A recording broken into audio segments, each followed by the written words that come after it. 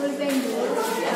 माझ्या मुलीचे नाव आहे शाश्वत भविष्यासाठी विज्ञान व तंत्रज्ञान. नैसर्गिक शेती पद्धती आहे ज्यामध्ये आपल्याला गायीचे म्हशीचे शेणापासून तसेच कंपोस्ट यांपासून नैसर्गिक शेती बनवता येते. आपण पिवळी